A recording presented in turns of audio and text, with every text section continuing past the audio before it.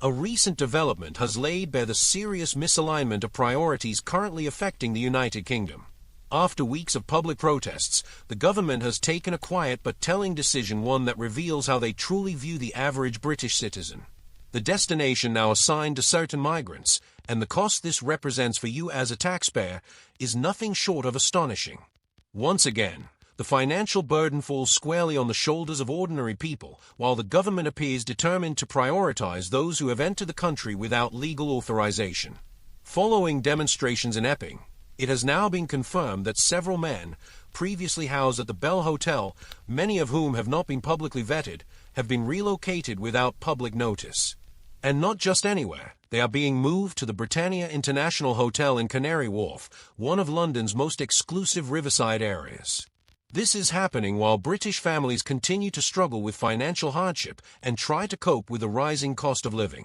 Yet, the same government that claims to have no money has booked all 450 rooms in a four-star London hotel, reportedly at a nightly rate of £469, entirely funded by the taxpayer. This is far from ordinary accommodation. It is a high-end facility, offering panoramic views of the Thames and surrounded by luxury restaurants and corporate offices. For most hard-working Britons, staying in such a place is a rare indulgence, perhaps once a year, if at all.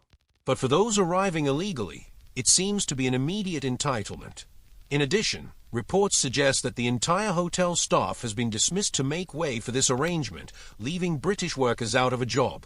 The government has quietly transformed the building into large-scale migrant housing, displacing local employees in the process.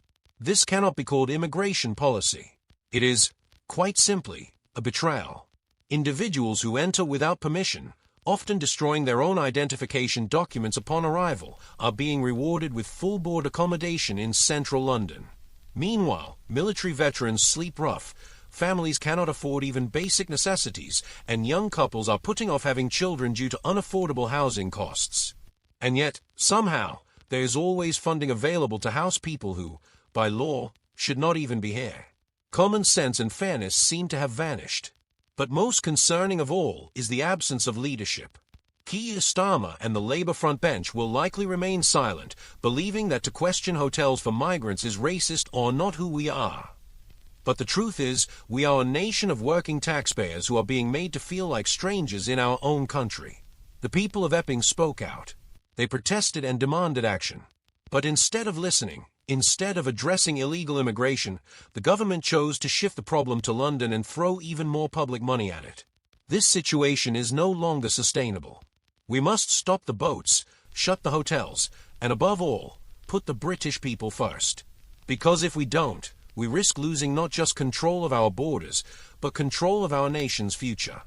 In other news, Nigel Farage, leader of Reform UK, has launched strong criticism against Labour's handling of the ongoing crisis at the Lindsey oil refinery.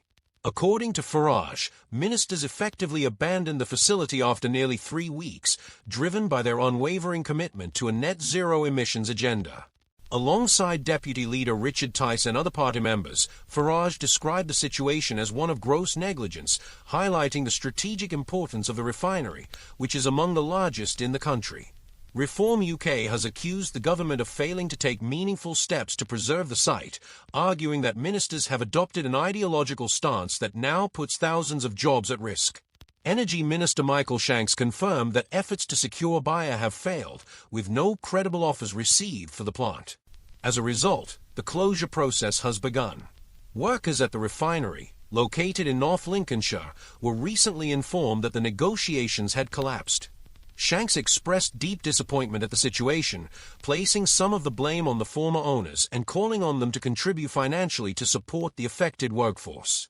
Reform UK, meanwhile, has suggested that the plant could still be profitable under the right leadership, proposing a hybrid ownership model involving public investment, private sector management, and a shared profit scheme. However, the party has also reported being denied access to key financial data by the official receiver, though they remain hopeful that this restriction will soon be lifted. In their view, if they were in charge, the refinery could be saved and returned to profitable operation. The Unite Union has also spoken out, demanding immediate government intervention.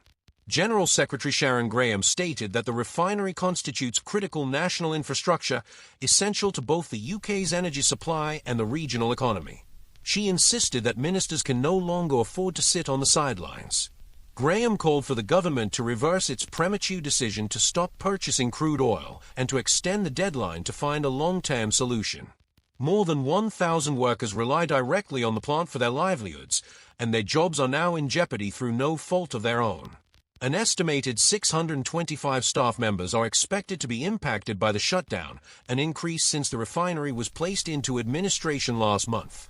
Some redundancies have already taken place, and special administrators from FTI Consulting have warned that further job losses are inevitable as the remaining crude supplies are depleted.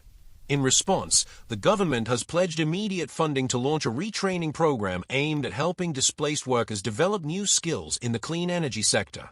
Short-term employment has also been guaranteed for all direct employees of the refinery.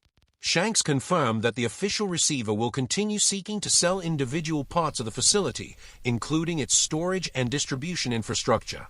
Discussions are also ongoing regarding the possible continuation of some operations at the port of Immingham, the traditional point of arrival for crude shipments. We'd love to hear your thoughts on today's topics. Let us know what you think in the comments below. We read every single one.